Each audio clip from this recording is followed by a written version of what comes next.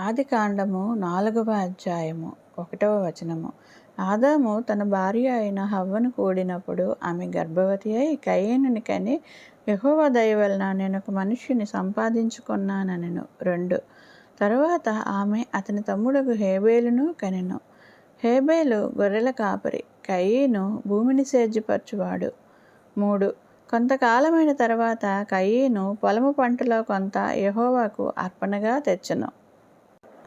హేబేలు కూడా తన మందలో తొలిచూలిన పుట్టిన వాటిలో క్రొవ్విన వాటిని కొన్ని తెచ్చెను.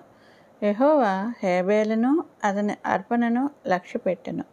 5వ వచనము. కయీనును అతని అర్పణను ఆయన లక్ష్యపెట్టలేదు. కాబట్టి కయీనుకు మిక్కిలి కోపం వచ్చి అతడు తన ముఖమును చిన్నబుచ్చుకొనగా 6. యెహోవా కయీనుతో, నీకు కోపమేలా? ముఖము చిన్నబుచ్చుకొని ఉన్నావేమి? నీవు సత్క్రియ చేసిన ఎడల తల ఎత్తుకొనవా? సత్క్రియ చేయని ఎడల వాకిట పాపము పొంచి ఉండును. నీ ఎడల దానికి వాంఛ కలుగును, నీవు దానిని ఏలుదువు అనెను. 8. కయీను తన తమ్ముడైన హేబేలుతో మాట్లాడెను. వారు పొలములో ఉన్నప్పుడు కయీను తన తమ్ముడైన హేబేలు మీద పడి అతనిని చంపెను. 9వ వచనము. యెహోవా, నీ తమ్ముడైన హేబేలు ఎక్కడున్నాడని కయీనుని అడగగా అతడు, నేనెరుగను, నా తమ్మునికి నేను కావలివాడనా అనెను. 10. అప్పుడు ఆయన, నీవు చేసిన పని ఏమిటి? నీ తమ్ముని రక్తము యొక్క స్వరము నేలలో నుండి నాకు మొరపెట్టుచున్నది. 11. కావున నీ తమ్ముని రక్తమును నీ చేతిలో నుండి పుచ్చుకుంటకు నోరు తెరచిన ఈ నేల మీద ఉండకుండా నీవు శపింపబడిన వాడవు. 12. నీవు నేలను సేద్యపరచునప్పుడు అది తన సారమును ఇక మీదట నీకియ్యదు. నీవు భూమి మీద దిగులు పడుచు దేశదిమ్మరవై ఉందువు అనెను. 13. అందుకు కయీను, నా దోషశిక్ష నేను భరింపలేనంత గొప్పది. 14. నేడు ఈ ప్రదేశము నుండి నన్ను వెళ్ళగొట్టితివి. నీ సన్నిధికి రాకుండా వెలివేయబడి దిగులు పడుచు భూమి మీద దేశదిమ్మరినై ఉందును. కావున నన్ను కనుగొనువాడెవడో వాడు నన్ను చంపునని యెహోవాతో అనెను. 15. అందుకు యెహోవా అతనితో, కాబట్టి ఎవడైనను కయీనును చంపిన యెడల వానికి ప్రతిదండన 7 కలుగును అనెను. మరియు ఎవడైనను కయీనును కనుగొని అతనిని చంపక ఉండునట్లు యెహోవా అతనికి ఒక గురుతు వేసెను. 16. అప్పుడు కయీను యెహోవా సన్నిధిలో నుండి బయలుదేరి వెళ్ళి ఏదెనుకు తూర్పు దిక్కున నోదు దేశములో కాపురముండెను.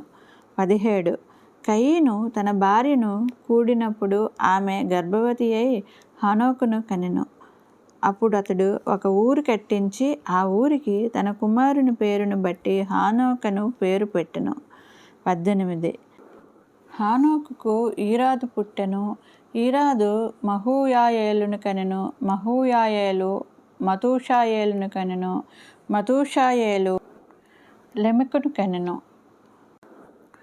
19వ వచనము. లెమెకు 2 స్త్రీలను పెండ్లి చేసుకొనెను. వారిలో ఒక దాని పేరు ఆదా, రెండవ దాని పేరు సిల్లా. 20. ఆదా యాబాలును కనెను. అతడు పశువులు గలవాడై గుడారములలో నివసించు వారికి మూల పురుషుడు. 21. అతని సహోదరుని పేరు యూబాలు. ఇతడు సితారాను సానికను వాడుక చేయి వారందరికీ మూల పురుషుడు. 22. మరియు సిల్లా తుబల్కాయీనుని కనెను. అతడు పదునుగల రాగి పనిముట్లన్నింటినీ ఇనుప పనిముట్లన్నింటినీ చేయువాడు. తుబల్కాయీను సహోదరి పేరు నయామ. 23. లెమెకు తన భార్యలతో, ఓ ఆదా, ఓ సిల్లా, నా పలుకు వినుడి. లెమెకు భార్యలారా, నా మాట ఆలకించుడి. నన్ను గాయపరచినందుకై ఒక మనుష్యుని చంపితిని. నన్ను దెబ్బ కొట్టినందుకై ఒక పడుచువాని చంపితిని. 24. 7 ప్రతిదండన కయీను కోసరం వచ్చిన ఎడల లెమెకు కోసరం 77 వచ్చుననెను. 25.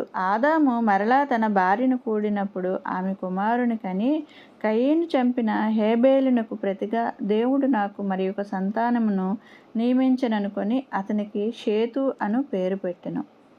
26. మరియు షేతునకు కూడా కుమారుడు పుట్టెను. అతనికి ఏనోషు అని పేరు పెట్టెను. అప్పుడు యెహోవా నామమున ప్రార్థన చేయుట ఆరంభమైనది.